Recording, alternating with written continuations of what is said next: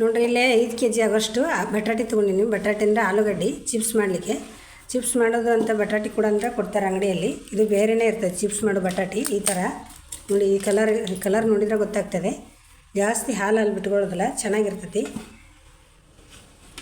ಇದನ್ನು ತೊಗೊಂಡು ಈಗ ಮೇಲೆ ಸಿಪ್ಪೆ ತೆಗೆದುಬಿಡ್ಬೇಕು. ಮೇಲೆ ಸಿಪ್ಪೆ ತೆಗೆದು ಚಿಪ್ಸ್ ಮಾಡ್ಕೊಳ್ಳಿಕ್ಕೆ ಯಾವ ಥರ ಮಾಡೋದಂತ ತೋರಿಸ್ತೀನಿ. ಒಂದು ಚೂರು ಕಪ್ಪು ಆಗದಂಗೆ ಮನೆಯಲ್ಲೇ ನಾವು ಸುಲಭವಾಗಿ ಯಾವ ಥರ ಮಾಡ್ಕೊಳ್ಳೋದಂತ ನೋಡುವ. ನೋಡಿ, ಈ ಥರ ಮೇಲೆ ಸಿಪ್ಪೆ ಎಲ್ಲ ತೆಗೆದು ನೀರಿಗೆ ಹಾಕಿ ಇಡಬೇಕು. ಇದನ್ನು ಹಾಗೆ ಕಡೆಗೆ ಇಡಲಿಕ್ಕಿಲ್ಲ, ಎಲ್ಲ ನೀರಿಗೆ ಹಾಕಿ ಇಡಬೇಕು.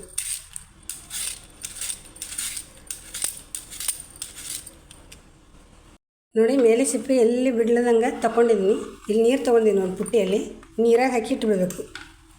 ನೋಡಿ, ಈ ಥರ ನೀರಲ್ಲಿ ಮುಳುಗಿಸಿ ಇಡಬೇಕು. ಅದನ್ನ ನೀರಲ್ಲಿ ಮುಳುಗಿಸಿಟ್ರೆ ಜಾಸ್ತಿ ಕಪ್ಪಾಗೋದಿಲ್ಲ. ನೀರಲ್ಲೇ ಮುಳುಗಿಸಿಡ್ಬೇಕು. ಎಲ್ಲ ಸಿಪ್ಪೆ ಬಿಡಿಸಿ ನೀರಲ್ಲಿ ಹಾಕಿ ತೋರಿಸ್ತೀನಿ. ನೋಡಿರಿ, ಈಗ 3 ನೀರಾಗಿ ತೊಳ್ಕೊಬೇಕು. ಇದನ್ನು ಸಿಪ್ಪೆ ತೆಗೆದ ಮೇಲೆ 3 ನೀರಾಗಿ ತೊಳ್ಕೊಬೇಕು. ಚಿಪ್ಸ್ ಮಾಡ್ಕೊಂಡ್ಮೇಲೆ 3 ನೀರಾಗಿ ತೊಳ್ಕೊಬೇಕು. ನಾನಿಲ್ಲಿ ಇದು 1 ನೀರಾಗಿ ತೊಳೆದು ನೋಡಿ ಯಾವ ಥರ ಆಗಿದೆ ಕಲರ್. 1 ನೀರ ಫಸ್ಟ್ನೇ ನೀರಿದು ಸೈಡಿಗೆ ಸರಿಸಿ ಮತ್ತು 2ನೇ ನೀರಿಗೆ ಹಾಕ್ಕೊಂಡಿನಿ. ನೋಡಿ, ಇದು ಎಷ್ಟು ಕ್ಲೀನಾಗಿದೆ. ಮತ್ತು ಇದರಿಂದ ತೆಗೆದು ಮತ್ತೊಂದು ನೀರು ತೊಗೋಬೇಕು. ಇದಕ್ಕೆ ಮತ್ತೊಂದು ನೀರು ತೊಗೊಂಡು ಅದ್ರಾಗ ಹಾಕಿ ತೊಳ್ಕೊಬೇಕು. ನೋಡಿ, ಇಲ್ಲಿ ಮತ್ತೊಂದು ಪುಟ್ಯಾಗ ನೀರು ತೊಗೊಂಡಿದ್ದೀನಿ. ಅದ್ರಾಗ ಹಾಕ್ಕೊಂಡು ತೊಳ್ಕೊಬೇಕು. ಮತ್ತೊಮ್ಮೆ ತೊಳ್ಕೊಂಡು ಚಿಪ್ಸ್ ಮಾಡ್ಕೋಬೇಕು. ಅಂದ್ರೆ ಕಪ್ಪಾಗೋದಿಲ್ಲ ಚಿಪ್ಸ್.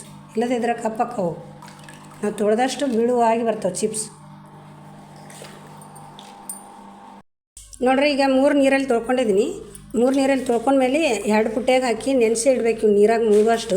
ಹಾಗೆ ಈ ಕಡೆಗೆ ಇಡಕ್ಕೆ ಹೋಗಬೇಡಿ, ಕಪ್ಪಾಗ್ತದೆ ಆಲೂಗಡ್ಡೆ. ಇಲ್ಲಿ ಮತ್ತೊಂದು ಪುಟ್ಟಿಯಲ್ಲಿ ನೀರು ತೊಗೊಂಡಿದ್ದೀನಿ. ದೊಡ್ಡ ಪುಟ್ಟಿಯಲ್ಲಿ ನೀರು ತೊಗೊಂಡು ನೀರಲ್ಲೇ ಹೆರ್ಚ್ಬೇಕು ಇದನ್ನು ಚಿಪ್ಸು. ಹಂಗೆ ಬಿಡಲಿಕ್ಕಿಲ್ಲ ಕಡೆಗೆ. ನೋಡಿ, ನೀರಲ್ಲೇ ಹೆರಿಸ್ತಾಯಿದ್ದೀನಿ. ನೋಡಿ, ಈ ಥರ ದಪ್ಪ ತಿಳು ಎಷ್ಟು ಬೇಕೋ ನೋಡಿಕೊಂಡು ನೀವು ಚಿಪ್ಸ್ ಮಣಿನ ನೋಡಿ ಈ ಥರ ಹೆರಿಸ್ಬೇಕು. ಇಷ್ಟು ದಪ್ಪವಾಗಿರ್ಬೇಕು. ತೀರೆ ತಿಳುವಲ್ಲ, ತೀರೆ ದಪ್ಪವಲ್ಲ, ಇಷ್ಟಾಗಿರ್ಬೇಕು. ಇದೇ ಥರ ಎಲ್ಲವನ್ನು ಹೆರಿಸಿ ತೋರಿಸ್ತೀನಿ ನಿಮ್ಗೆ. ನೋಡಿ, ಎಷ್ಟು ಚೆನ್ನಾಗಿ ಬೀಳ್ತದೆ. ನೀರಲ್ಲೇ ಇರಬೇಕು. ಹೆರ್ಸಿದ ಮೇಲೆ 3 ನೀರಾಗಿ ತೊಳ್ಕೊಬೇಕು. ನೋಡಿ, ಈ ಥರ ಇರ್ಬೇಕು ಚಿಪ್ಸ್. ನೋಡಿರಿ, ಈಗ ಎಲ್ಲ ಹೆರ್ಸೋದಾಗಿದೆ. ಈಗ 1 ನೀರಾಗಿ ತೊಳ್ಕೊಂಡೀನಿ. ಇನ್ನೊಂದು ನೀರಾಗಿ ಕೂಡ ತೊಳ್ಕೊಬೇಕು. ಇದನ್ನು ಒಟ್ಟು 3 ನೀರಾಗಿ ತೊಳಿಬೇಕು. ನೋಡಿ, ಈ ಥರ ನೀರು ತೊಗೊಂಡು ಎಲ್ಲವನ್ನು ಹಾಕಿ 3 ನೀರಾಗಿ ತೊಳೆದು ನೋಡಿ, ಈಗ ಮತ್ತೊಂದು ನೀರಲ್ಲಿ ಹಾಕ್ತಾಯಿದ್ದೀನಿ. 3ನೇ ನೀರಿದು ಲಾಸ್ಟು. ಇದು ಲಾಸ್ಟ್ನೇ ನೀರು ತೆಗೆದು ಇದೇ ದೊಡ್ಡ ಪುಟ್ಟಿಗೆ ಹಾಕಿ ಮುಚ್ಚಿಟ್ಬಿಡ್ಬೇಕು. ನೀರಾಗಿ ಹಾಕಿ ನೆನೆಸಿ. ನೀರಂತ ಕಡೆಗೆ ತೆಗಿಲಿಕ್ಕಿಲ್ಲ. ಇಷ್ಟ ನೀರಾಗಿ ಹಾಕಿ ನೆನೆಸಿ ಮುಳುಗುವಷ್ಟು ನೀರು ಹಾಕಿ ಮುಚ್ಚಿಟ್ಬಿಡ್ಬೇಕು. ಇಡೀ ರಾತ್ರಿ ಮುಚ್ಚಿಟ್ಟು ಬೆಳಗ್ಗೆ ತೆಗೆದು ಕುದಿಯಾಡಿಸೋ ನೀರಾಗಿ ಹಾಕಿ ಚಿಪ್ಸ್ ಮಾಡೋದು. ಮಾಡಿದರೆ ಆಯ್ತು. ನೋಡಿ, ಎಲ್ಲ ತೊಳೆದಾಯ್ತು. ಈಗ ಪುನಃ ನೀರಿಗೆ ಹಾಕಿ ಮುಚ್ಚಿಟ್ಬಿಡ್ಬೇಕು ಅಷ್ಟೇ. ನೋಡಿ, ಈ ಥರ ನೀರು ಬಿಳಿ ಬಿಳಿಯಾಗಿರ್ಬೇಕು. ಚೂರು ಗಲೀಜಿರಬಾರ್ದು, ಅಂದರೆ ಬಿಳಿಯಾಗಿ ಬರ್ತದೆ ಚಿಪ್ಸ್. ಎಲ್ಲವನ್ನು ತೆಗೆದು ನೀರಿಗೆ ಹಾಕಿ ಮುಚ್ಚಿಟ್ಬಿಡ್ಬೇಕು ಬೆಳಗಿನ ತನಕ, ಇಡೀ ರಾತ್ರಿ. ನಾನು ರಾತ್ರಿ ಎಲ್ಲ ತಯಾರು ಮಾಡ್ಕೊಳಕ್ಕೆ ಕರೆಂಟ್ ಹೋಯ್ತು ನೋಡಿ. ಹಾಗಾಗಿ ಮೊಬೈಲ್ ಕ್ಯಾಮ್ರಾ ಹಾಕ್ಕೊಂಡು ವಿಡಿಯೋ ಮಾಡ್ತಾ ತೋರಿಸ್ತಾಯಿದ್ದೀನಿ ನಾನು ನಿಮಗೆ. ನೋಡಿ, ಇಷ್ಟು ಮಾಡಿ ಮುಚ್ಚಿಟ್ರೆ ಆಯ್ತು.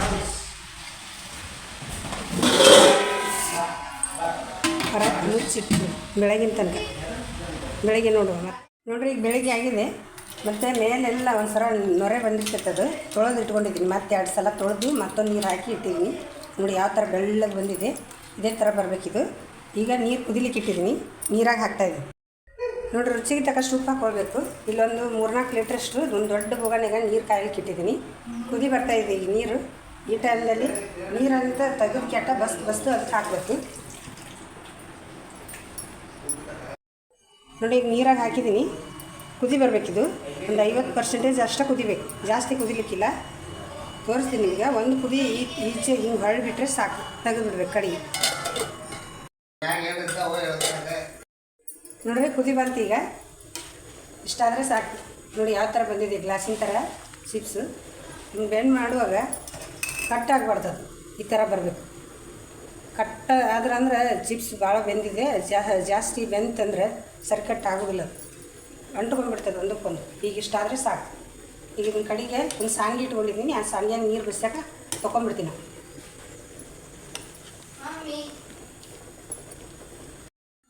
ನೋಡಿರಿ, ಈ ಸಾಂಗಿ ಐತಿ. ಸಾಂಗೆ ತೊಗೊತೀನಿ ನಾನು. ಬುಡಕ್ಕೆ ಒಂದು ಇಟ್ಟಿದ್ದೀನಿ. ಈ ಸಾಂಗಿ ಇಟ್ಟಿದ್ದೀನಿ, ಇದರಲ್ಲಿ ಹಾಕೊಂಡ್ಬಿಡ್ತೀನಿ. ನೀರು ಹಿಡಿತೈತೆ ಅಂದ್ರೆ ನೀರು ಬಸಿತಂದ್ರೆ ಹೊರಗೆ ಒಣಗ್ಲಿಕ್ಕೆ ಹಾಕ್ಲಿಕ್ಕೆ ನಮ್ಗೆ ಸುಲಭ ಆಗ್ತದೆ.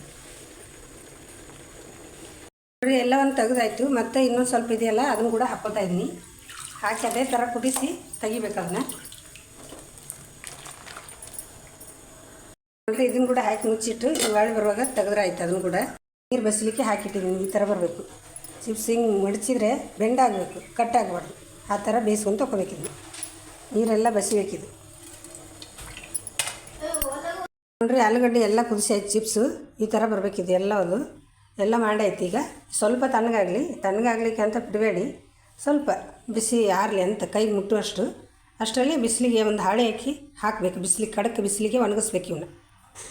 ನೋಡಿರಿ ಬಿಸಿಲಿಗೆ ಹಾಕಕತ್ತೀನಿ. ಹಿಂಗೆ ಎಲ್ಲ ಒಂದು ಹಾಳೆ ಎಸಿದ್ದೀನಿ. ಹಾಳೆ ಹಾಸಿ ಬಿಸಿಲಿಗೆ ಹಾಕಬೇಕು. ಬಿಸಿಲಿಗೆ ಖಡಕ್ ಬಿಸಿಲಲ್ಲಿ 2 ದಿವಸ ಒಣಗಿಸ್ಬೇಕು ಇವನ್ನ.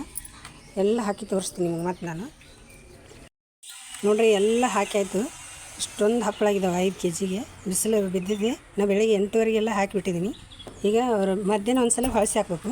ಹೊಳಸಿ ಹಾಕಿ ಖಡಕ್ ಒಣಗಿಸಿ ತೊಗೊಂಡ್ಬಿಡ್ಬೇಕು. ವರ್ಷಗಟ್ಟಲೆ ಸ್ಟೋರ್ ಮಾಡಿ ಇಡ್ಬೋದು. 1000 years later. ಇಲ್ಲಿ ನೋಡಿರಿ ಹಪ್ಪಳ ಒಣಗಿದ ಮೇಲೆ ಹೆಂಗಾಗ್ಯಾವು. ಮಸ್ತ್ ಅಂದರೆ ಮಸ್ತ್ ಆಗ್ಯಾವ ಚಿಪ್ಸು. ನೋಡಿರಿ ಯಾವ ಥರ ಬಂದಿದೆ.